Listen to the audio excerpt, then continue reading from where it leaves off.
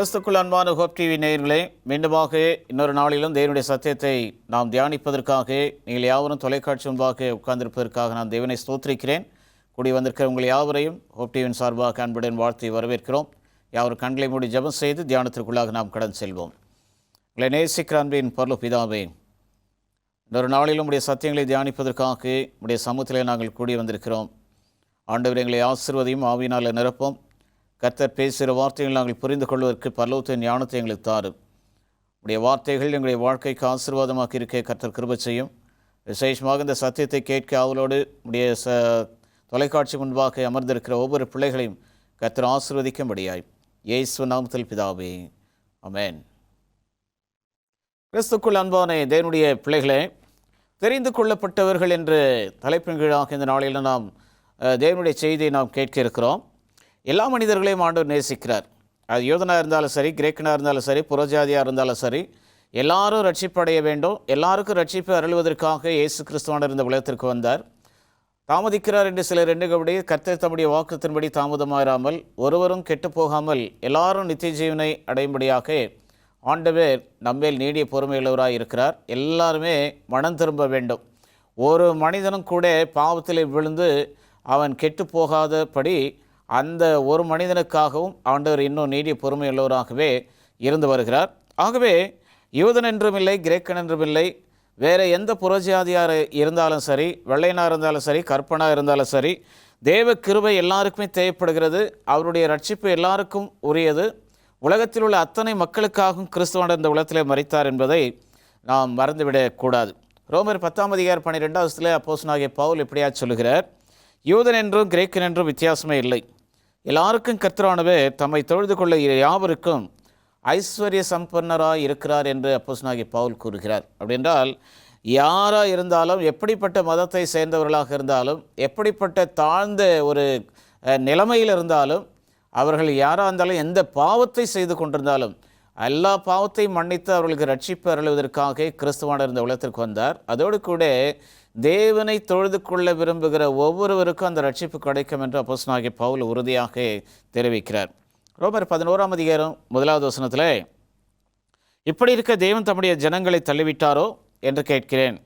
தள்ளிவிடவில்லையே, நானும் ஆபிரகாமின் சந்ததியிலும் பென்யமீன் கோத்திரத்திலும் பிறந்த இஸ்ரவேலன் என்று சொல்லி தன்னை குறித்து அவர் வெளிப்படுத்துகிறார். அப்படின்றால் யாராக இருந்தாலும் அவர்களை யாரும் ஆண்டவர் தள்ளிவிடவில்லை. நீ இப்படிப்பட்ட காரியங்கள் நீ ஈடுபட்டிருந்தாலும் பரவாயில்லை, கர்த்தருடைய வார்த்தை கேட்டு அவருடைய வார்த்தைக்கு இணங்கி அவரிடத்தில் வரும்பொழுது அவர் யாரையும் தள்ளிவிட மாட்டார். நானும் ஒரு இஸ்ரவேலன் என்று சொல்லி தன்னை அறிமுகப்படுத்தும் பொழுது பவுல் எப்படிப்பட்ட ஒரு வாழ்க்கையை வாழ்ந்து கொண்டிருந்தார் பவுலாக மாறுவதற்கு முன்பதாக என்பதை நீங்களும் நானும் அறிந்தவர்களாக இருக்கிறோம். அப்படிப்பட்ட வாழ்க்கையிலிருந்தும் தன்னை மீட்டெடுத்து ஆண்டவர் தன்னை தேவனுடைய ஊழியத்திற்காக பயன்படுத்தி அநேக புறஜாதியருக்கு சுவிசேஷத்தை அறிவிக்கக்கூடிய பாக்கியத்தை அப்போஸ்தலனாகிய பவுலுக்கு ஆண்டவர் கொடுத்தார். முதலாவது காரியமாக கிறிஸ்துவும் பிரமாணமும். ரோமருக்கு எழுதின நிருபத்தில் 10 நீங்கள் முதல் 4 வசனங்களை வாசிங்கள். கிரியைத்துவம் பல விதங்களில் தலை தூக்கலாம். நாம் பாவ நிலையில் இருந்தாலும் வாழ்வின் ஒவ்வொரு கணமும் பரிசுத்தத்தை காக்க வேண்டும். கிறிஸ்துவின் நீதியை சிந்திக்காமல் சுய நீதியை சிந்திக்க தூண்டப்படுவதிலிருந்து அது மட்டுமே பாதுகாக்க முடியும். சுய சிந்திப்பு இல்லாமல் நாம் தேவனுடைய நியாயப்பிரமாணத்தை கை கொள்ளும் பொழுது தேவனுடைய நீதி என்ன என்பதை நாம் சிந்திப்பதற்கு அந்த நியாயப்பிரமாணம் நம்மை சிந்திக்க வைக்கக்கூடியதாக இருக்கும். யூதர்கள் பல தங்கள் சுயநீதியை நிலைநிறுத்த தேடி நியாயப்பிரமாணத்தினால் ஆகும் நீதியை அவர்கள் விரும்பினார்கள். மெய்யான நீதியை பெற்றுக்கொள்ளும் வழியானது மேசியாவின் வருகையின் மூலம் அவர்களுக்கு காண்பிக்கப்பட்டது. கிறிஸ்துவில் விசுவாசம் வைக்கக்கூடிய ஒவ்வொருவருக்கும் அது அருளப்பட்டதாக காணப்படுகிறது. கிறிஸ்துவுக்குள் அன்பான தேவனுடைய பிள்ளைகளே, நம்முடைய சிந்தனை, நம்முடைய செயல், நம்முடைய எண்ணங்கள் எல்லாமே கிறிஸ்துவை சார்ந்து வாழும் பொழுது இருக்கும் பொழுது நிச்சயமாக கிறிஸ்துவோடு நம்மோடு இணைப்பட்டு அவர் என்ன செய்கிறார் என்றால் நம்மை பாவத்திலிருந்து பரிசுத்தமான ஒரு வழிக்கு கொண்டு சென்று பரிசுத்த மார்க்கத்திலே நம்மை நடத்தி தேவ பரிசுத்தத்தை நமக்கு கொடுத்து அதை நாம் பாதுகாத்து கொள்ளும்படியாக ஒவ்வொரு இமைப்பொழுதிலும் தேவன் நம்மை தூண்டுகிறார். ஆனால் நாம் தேவனை விட்டு வழிவிலகி போகக்கூடிய பிள்ளைகளாய் இருக்கிறோம். அப்படிப்பட்ட சூழ்நிலையில் ஆண்டவர் 10 கற்பனைகளை நமக்கு கொடுத்திருக்கிறார். இந்த 10 கற்பனைகள் ஒழிந்து போய்விட்டது என்று சொல்லி சிலர் எண்ணுகிறார்கள். ஆனால் வேதம் சொல்லுகிற மத்தேயு எழுதின சுவிசேஷம் 5ஆம் அதிகாரம் 17 முதல் 19 வரைக்கும் வானம் பூமியும் ஒழிந்து போனாலும் நியாயப்பிரமாணத்தில் உள்ள நிறைவேறும் அளவும் ஒரு எழுத்தாகிலும் ஒரு எழுத்தின் உறுப்பாகிலும் ஒழிந்து போவதில்லை என்று சொல்கிறார். ஆனால் இயேசு கிறிஸ்துவானவர் சொல்லுகிற காரியம் என்னவென்றால், நியாயப்பிரமாணங்களை ஆனாலும் தீர்க்க தரிசனங்களானாலும் அழிக்கிறதுக்கு வந்தேன் என்று எண்ணிக்கொள்ளாதிருங்கள், அழிக்கிறதற்கு அல்ல நிறைவேற்றுவதற்கே வந்தேன் என்று சொல்லி ஆண்டவர் சொல்லுகிறார். அப்படியானால் நியாயப்பிரமாணத்தை நிறைவேற்றுபவராக கிறிஸ்து இருக்கிறார்.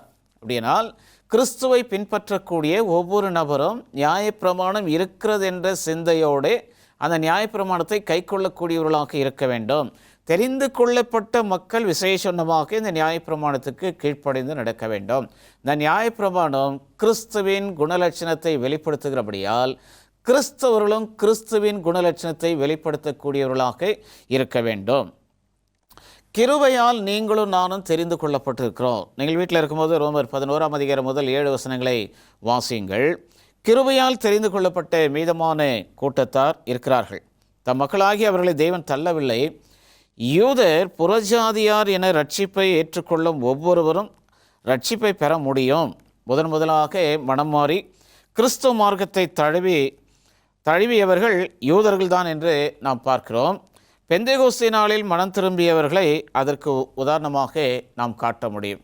அப்படினால் யூதர்களுக்கு மாத்திரம் மனம் திரும்புதலுக்குரிய சுவிசேஷம் அறிவிப்பது மாத்திரமல்லாமல் புறஜாதியாரும் மனம் திரும்ப வேண்டும் என்று சத்தியத்தை அறிவிக்கத்தக்கதாக அகால சீடனாக அப்போஸ்தலனாகிய பவுலாகியவரை தெரிந்து கொண்டு தேவன் தம்முடைய சத்தியத்தை புறஜாதியாருக்கு வெளிப்படுத்தி அவர்களும் ரட்சிப்பை அடையும்படியாக, அவர்களும் கிறிஸ்துவின் மேல் விசுவாசம் வைக்கும்படியாக அப்போஸ்தலனாகிய பவுலை ஆண்டவர் தெரிந்து கொண்டார். ரோமர் 11ஆம் அதிகாரம் 7 முதல் 10 வரைக்கும் இப்படி சொல்லப்படுகிறது. அப்படியானால் என்ன? இஸ்ரவேலர் தேடுகிறதை அடையாமல் இருக்கிறார்கள், தெரிந்து கொள்ளப்பட்டவர்களோ அதை அடைந்திருக்கிறார்கள். மற்றவர்கள் இன்றைய தினம் வரைக்கும் கடினப்பட்டிருக்கிறார்கள். கேட்டவர்கள் விசுவாசித்து அவர்கள் நல்ல பாதைக்கு வந்தார்கள். கேட்காதவர்கள் அது அப்படியே இன்னும் தங்களுடைய மனதை கடினப்படுத்தினவர்களாகவே இருந்து கொண்டிருக்கிறார்கள். கனநித்திரையின் ஆவியையும் காணாதிருக்கிற கண்களையும் கேளாதிருக்கிற காதுகளையும் தேவன் அவர்களுக்கு கொடுத்தார் என்று எழுதியிருக்கிறபடியே ஆயிற்று. அன்றியும் அவருடைய பந்து அவர்களுக்கு சுற்றிலும் என்ன ஆனதென்றால் கண்ணியும் எழுதற்கான கல்லும் பதிலுக்கு பதிலளித்ததுமாக கடவுது என்று சொல்லி இங்கே பவுலர் சொல்லுகிறார். காணாதபடிக்கு அவருடைய கண்கள் அந்தகாரப்பட கடவுது, அவருடைய முதுகை எப்போதும் குனிய பண்ணும் என்று தாவீதும் சொல்லியிருக்கிறார் என்று நாம் வேதத்திலே பார்க்கிறோம். கிறிஸ்துக்குள் அன்பான பிள்ளைகளே, சத்தியத்தை கேட்பதற்கு தங்களுடைய செவியை செவி சாய்க்காமல் இருக்கக்கூடிய ஜனங்கள் ஏகப்பட்டவர்கள் இன்றைக்கு இருக்கிறார்கள். வேதத்தை கேளாதபடி தன்னுடைய செவியை விளக்கினருடைய ஜபம் அருவருப்பானது என்று நீதிமொழிகளே சாலமோன் சொல்லுகிறார். அன்பான தேவனுடைய பிள்ளைகளே, தேவனுடைய சத்தியத்தை நாம் கேட்டு தேவனுடைய வார்த்தையின்படி நாம் நடப்பதற்கு நம்மை ஒப்பு கொடுக்க வேண்டும்.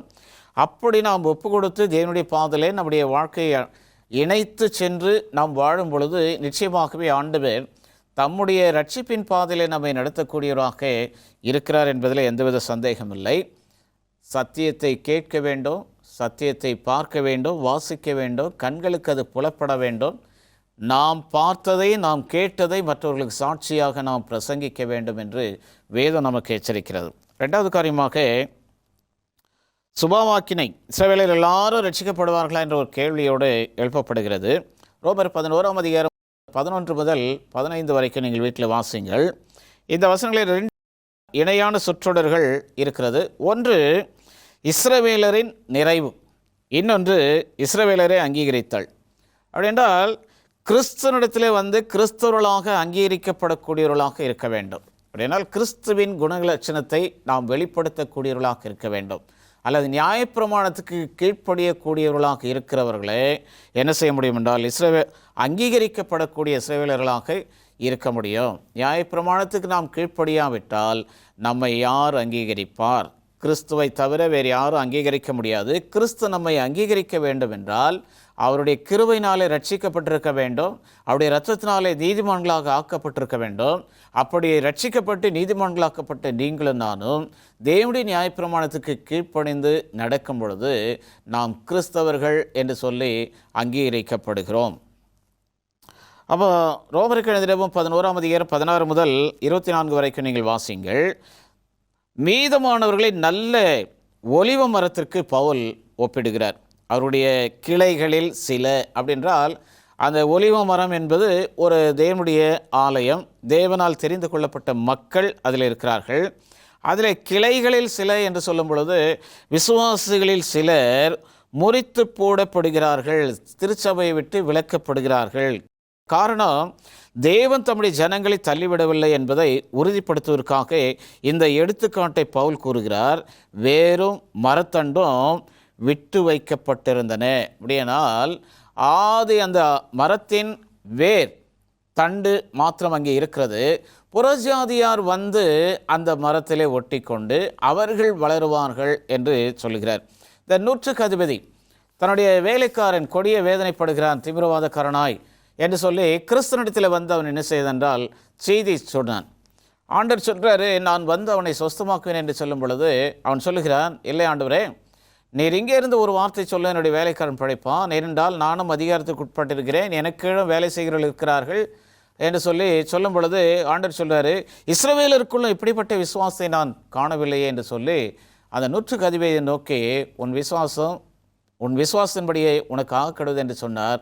அந்த நேரமே அவனுடைய வேலைக்காரன் அவனுடைய வீட்டில் சொஸ்தமானான் என்று வேதத்தில் வாசிக்கிறோம். அப்படியானால் இந்த கிருபையானது நிச்சயமாக அது எவ்வளவு விசுவாசத்தோடு அந்த நூற்றுக்கு அதிபதி அந்த இயேசு கிறிஸ்தனிடத்தில் கேட்கும் பொழுது அந்த வார்த்தையானது, கிறிஸ்தனுடைய வார்த்தையானது ஒரே ஒரு வார்த்தை தான், நீ விசுவாசத்தபடியே உனக்கு ஆக்கடுவது என்றார். அந்த வார்த்தை திமிர்வாதக்காரனாய் 4 பேர் அவனை சுமந்து கொண்டு போகக்கூடிய சூழ்நிலையில் இருக்கக்கூடிய அந்த மகனை சொஸ்தமாக்கி அவன் எழுந்து நடக்கக்கூடிய ஒரு ஸ்லாக்கியத்தை ஆண்டவர் அங்கே கட்டளையிடுகிறார். அதேபோல் இந்த மரத்தில் தான் விசுவாசிகளான புறஜாதிகள் ஒட்ட வைக்கப்பட்டார்கள். விசுவாசமுள்ள இஸ்ரவேலரை சுட்டி காட்டின வேர் மற்றும் தண்டிலிருந்து சாற்றையும் சத்துக்களையும் அவர்கள் பெறுகிறார்கள். என்றால் சத்தியத்தை இவர்களிடத்திலிருந்து அறிந்து கொண்டு இவர்கள் மூலமாய் இவர்களும் கிறிஸ்தவர்களாக மாறி தேவனுடைய குணத்தை பிரதிபலிக்கக்கூடிய மக்களாக ஆக்கப்படுகிறார்கள். ஒரு முறை ரட்சிப்பு எப்போதுமே ரட்சிப்பு என்று யாரும் நினைத்து விட முடியாது. நான் ஞானமிழுக்கு பெற்றுவிட்டேன், என்னுடைய வாழ்க்கையில் இனி நான் எதையுமே செய்ய வேண்டிய அவசியம் இல்லை, ஏன்னா இனி நான் இயேசு கிறிஸ்து வந்துவிட்டால் அவரோடு கூட நான் பரலோகத்துக்கு போய்விடுவேன் என்று யாரும் எண்ணிவிட முடியாது. காரணம், வேதாகம் எங்குமே அப்படிப்பட்ட ஒரு போதனை போதிக்கவில்லை. ரட்சிப்பு எவ்வாறு இலவசமாக அருளப்படுகிறதோ அதுபோலவே அதை தாராளமாக புறக்கணிக்கவும் செய்யக்கூடிய ஒரு சிந்தனை மனிதனுக்குள்ளே இருக்கிறது என்பதை நாம் மறந்துவிடக்கூடாது.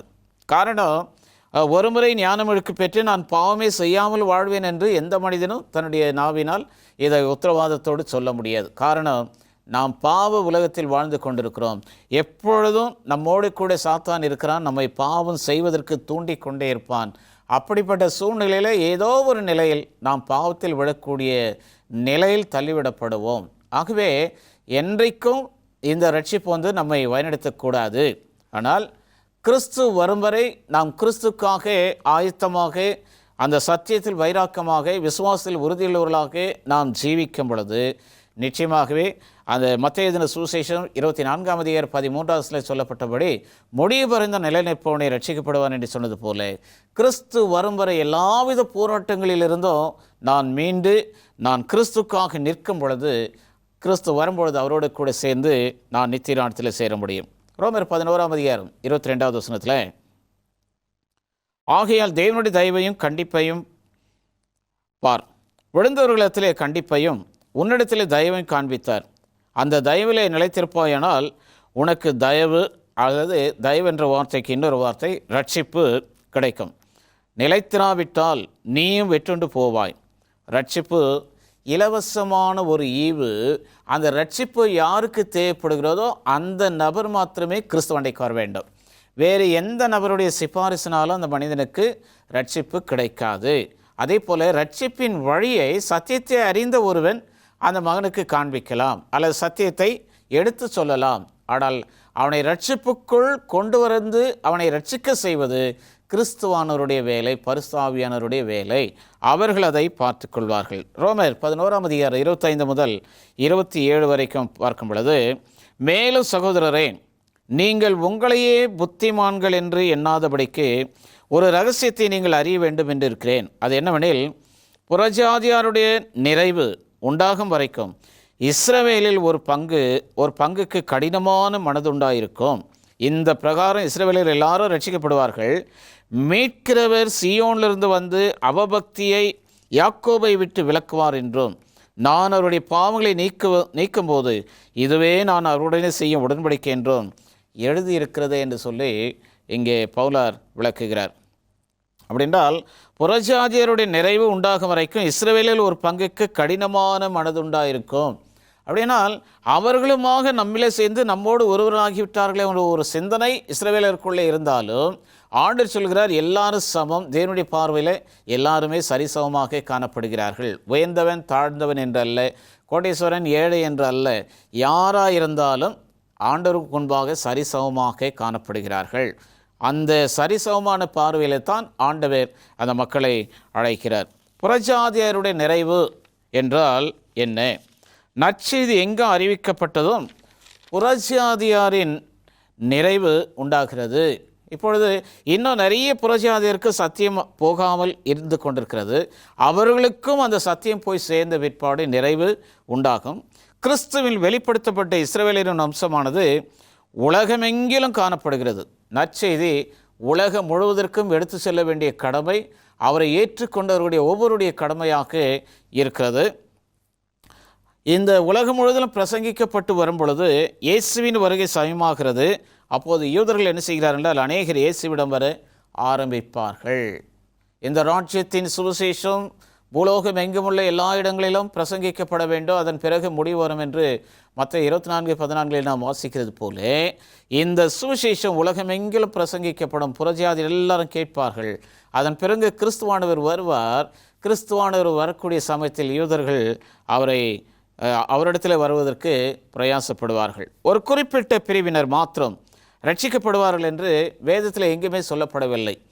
சுவிசேஷம் யாரெல்லாம் கேட்டு தங்களுடைய உள்ளத்தை ஆண்டவருக்கு அர்ப்பணித்து தேவனுடைய பாதையில் நடக்க வேண்டும் என்று தங்களை அர்ப்பணிக்கிறார்களோ அவர்கள் எல்லாருக்குமே ரட்சிப்பு உண்டு. அவர்கள் எல்லாருமே ரட்சிக்கப்பட்டவர்களாக காணப்படுவார்கள். ஆக்ட்ஸ் ஆஃப் அப்போஸ்டல்ஸ் என்ற புத்தகத்தில் 381 பக்கத்தில் அம்மையார் இப்படியே சொல்கிறாங்க, சுவிசேஷம் இறுதியாக அறிவிக்கப்படும் போது யூதர்கள் அநேகர் கிறிஸ்துவை விசுவாசித்து அவரை தங்கள் மீட்பராக ஏற்றுக்கொள்வார்கள். அப்படின்றால் கடைசி நேரத்தில், உதாரணத்துக்கு கல்வாரி சிலுவையில் இயேசு கிறிஸ்துவானவரை அடிக்கும் பொழுது அவருக்கு இடதுபுறத்திலும் வலதுபுறத்திலும் ஒவ்வொரு கல்லனை அறைந்தார்கள். அதில் வலதுபுறத்தில் உள்ள கல்லன் அவன் என்ன செய்தான் என்றால், அவன் தேவனுடைய அந்த குணலட்சங்களை கண்டு, ஆண்டவரே நீர் வரும்போது உம்முடைய ஆட்சியத்தில் அடியனை நினைத்தருளும் என்று சொல்லி வேண்டினான். அப்பொழுது ஆண்டு சொல்ல, இன்றைக்கு நீ என்னுடனே கூட பரதேசில் இருப்பாய் என்று சொன்னது போல ஆண்டவருடைய ஆசீர்வாதம் அந்த பரலோக ராஜ்யத்தில் அவன் ஒரு சுதந்திரத்தை பெற்றுக்கொள்ளத்தக்கதாக ஆண்டவர் அவனுக்கு அபயமிட்டு சொன்னார், வாக்குதத்தம் பண்ணினார். எவாஞ்சலிசம் 578 பக்கத்தில் அம்மையார் இப்படியாக எழுதுகிறாங்க. எவாஞ்சலிசம் பக்கம் 578. நம் உலகில் வல்லமையான ஒரு பணி செய்ய வேண்டியிருக்கிறது. புறஜாதியாருக்கு அவர்கள் மாத்திரமல்ல யூதர்கள் கூட்டி சேர்க்கப்படுவார்கள் என்று ஆண்டவர் அறிவித்திருக்கிறார். யூதர்களில் அநேகர் மனம் மாறுவார்கள். பிரகாசிக்கிற விளக்கை போல அவர்கள் மூலமாக ரட்சிப்பு செல்லும். எல்லா இடங்களிலும் யூதர்கள் இருக்கிறார்கள். தற்கால சத்தியத்தின் வெளிச்சத்தை அவர்களும் காண வேண்டும். அவர்களில் அநேகர் அந்த வெளிச்சத்திற்கு இணங்குவார்கள். தேவனுடைய மாறாத கட்டளையை அற்புத வல்லமையோடு உலகெங்கிலும் அறிவிப்பார்கள் என்று அம்மையார் அறிவிக்கிறார்கள். மூன்றாவது காரியமாக பாவிகளின் ரட்சிப்பு. ரோமர் 11:28 முதல் 36 வரைக்கும் நீங்கள் வீட்டில் வாசிங்கள்.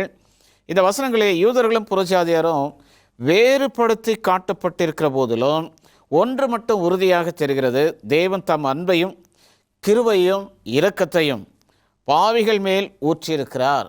ஆகவே இங்கே யூதர்கள் என்று உயர்ந்த ஸ்தானமோ அல்லது இங்கே புறஜாதிகள் என்று தாழ்ந்த ஸ்தானமோ இல்லை. எல்லாருக்கும் ஒரே ஸ்தானம்தான் இந்த பரலோக ராஜ்யத்தில். ஒருவேளை இந்த உலகத்தில் அப்படிப்பட்ட ஒரு மாற்றங்களை அல்லது பேதங்களை நாம் பார்க்கக்கூடுமானால் பரலோகத்தில் அப்படிப்பட்ட மாற்றங்களும் பேதங்களும் இருக்காது என்பதை நீங்களும் நானும் மனதிலே வைத்துக்கொள்ள வேண்டும்.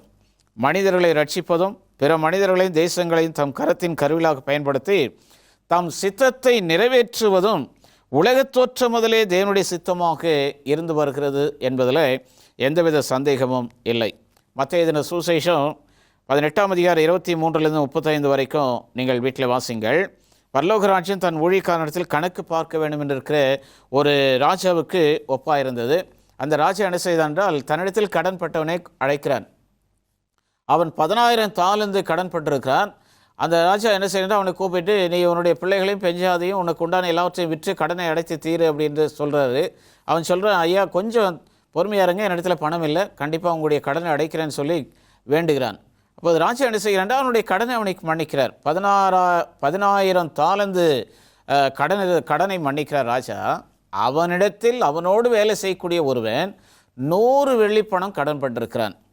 கடனை மன்னிக்கப்பட்டு திரும்பி கொண்டிருக்கிற இவன் அவனுக்கு எதிர்பட்டு அந்த 100 வெள்ளிப்பணத்தை கொடுத்து தீர்க்கிற வரைக்கும் அவனுடைய கழுத்தை முறித்து அவனை கேட்கிறான். அவனே செய்கிறான், அவனும் என்ன மேல் பொறுமையாக இருங்க, நான் நிச்சயமாக உங்களுடைய கடனை கொடுத்து விடுவேன் என்று சொல்லும் பொழுது, இல்லை எனக்கு கொடுத்தே தீர வேண்டாம், இல்லை என்றால் நீ காவற்காரர் இடத்துல இருக்க வேண்டும் என்று சொல்லி அவனை காவலில் போடுவித்தான். பார்த்தவர்கள் இதை ராஜாவுக்கு அறிவித்த போது ராஜா என்ன செய்தார் என்றால், நான் உனக்கு இறங்கினது போல நீயும் மற்றவனுக்கு இறங்க வேண்டாமா, நான் உனக்கு தயவு செய்தது போல நீயும் மற்றவனுக்கு தயவு செய்ய வேண்டாமா, ஆகவே நீயும் அந்த 16,000 தாலந்தை எனக்கு கொடுத்து தீர்க்கிற வரைக்கும் நீயும் காவலிலே இரு என்று சொல்லி அவனை காவல் கிடங்கிலே வைத்தார். மத்தேயு எழுதின சுவிசேஷம் 5ஆம் அதிகாரம் 7வது வசனத்தில் இரக்கமுள்ளவர்கள் பாக்கியவான்கள், அவர்கள் இரக்கம் பெறுவார்கள் என்று நாம் பார்க்கிறோம். ஆக்ட்ஸ் ஆஃப் அப்போஸ்டல்ஸ் என்ற புத்தகத்தில் 376, 377, 381 பக்கத்தில் அம்மையார் இப்படியே சொல்கிறாங்க, ஒரு தேசமாக இஸ்ரவேல் தோன்றியிருந்தாலும் ரட்சிக்கப்படத்தக்க மீதமானவர்கள் இருந்தார்கள்.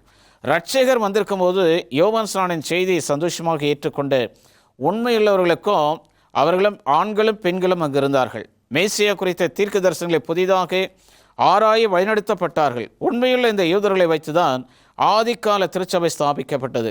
தாங்கள் இதுவரையிலும் என்ன செய்தார்கள் என்றால், எதிர்பார்த்திருந்தவர்கள் நாசரேத்தின் இயேசுதான் என்பதை அவர்கள் உணர்ந்திருந்தார்கள். யூதர்களில் சிலர் தர்சுவின் சவுலை போல வேத வாக்கியங்களை நன்கு கற்றிருந்தவர்களாக இருக்கிறார்கள். தேவனுடைய மாறா பிரமாணத்தை ஆச்சரியமான வல்லமையோடு அவர்கள் பிரசங்கிப்பார்கள். வெகு காலமாக ஒதுக்கப்பட்டு புறக்கணிக்கப்பட்டவர்களுக்கு அவருடைய தாசர்கள் உண்மையோடு ஊழியம் செய்யும்போது அவருடைய ரட்சிப்பை அவர்கள் பெற்றுக்கொள்ள முடியும் என்பதை அம்மையார் அவர்கள் திட்டவட்டமாக சொல்லுகிறார்கள். கிறிஸ்துக்குள் அன்பான தேவனுடைய பிள்ளைகளை, நீங்களும் நானும் தெரிந்து கொள்ளப்பட்டவர்களாக இருக்கிறோம்.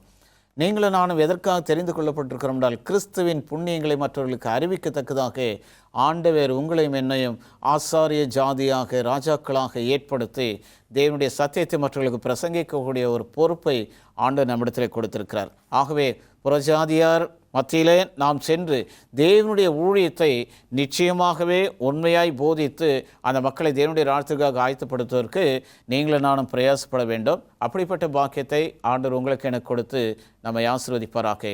கண்களை மூடி நாம் ஜெபம் செய்வோம். இரக்கமுள்ள ஆண்டவரே, இந்த நாளில் இந்த நல்ல செய்திக்காக நன்றியோடு துதிக்கிறோம். தேவரீர் எங்களோடு பேசின தயவுக்காக நன்றி சுவாமி. கேட்ட சத்தியத்தின்படி நாங்கள் ஜீவிக்க ஆண்டவர் எங்களுக்கு உதவி செய்யும். இந்த சத்தியங்களை கேட்டுக்கொண்டிருக்கிற நேயர்களை, அவருடைய குடும்பங்களை ஆசீர்வதியும். இந்த நாளில் இந்த செய்தியின் ஆசீர்வாதங்கள் அவருடைய குடும்பங்களை நிறைவாய் வரட்டும் சுவாமி. உடைய பிள்ளைகள் ஆசீர்வாதமாய் ஜீவிக்கட்டும். இயேசு நாமத்தில் பிதாவே, ஆமென். கிறிஸ்துக்குள் அன்பான தேவனுடைய பிள்ளைகளை, இந்த நாளின் செய்தி உங்களுடைய வாழ்க்கைக்கு ஆசீர்வாதமாக இருந்திருக்கும் என்று நான் விசுவாசிக்கிறேன். உங்களுடைய ஜெப தேவைகளை எங்களுக்கு தெரியப்படுத்துங்கள். உங்களுக்காக ஜெபிக்க எங்களுடைய ஜெபக்குழுக்கள் ஆயத்தமாக இருக்கிறது. இந்த ஸ்க்ரீனில் காணப்படுகிற எண்ணிற்கு உங்களுடைய ஜெப குறிப்புகளை நீங்கள் அனுப்பி வையுங்கள். நீங்கள் இந்த நிகழ்ச்சியை கண்டு கொண்டிருக்கிறீர்கள், உங்களுடைய நண்பர்களுக்கு இதை அறிமுகப்படுத்தி அவர்களும் இந்த நிகழ்ச்சியை கண்டு தேவனுடைய ஆசீர்வாதத்தை பெற்றுக்கொள்ள நீங்கள் உதவி செய்யுங்கள். கர்த்தர் உங்களையும் உங்களுடைய குடும்பத்தையும் ஆசீர்வதிப்பாராக. ஆமென்.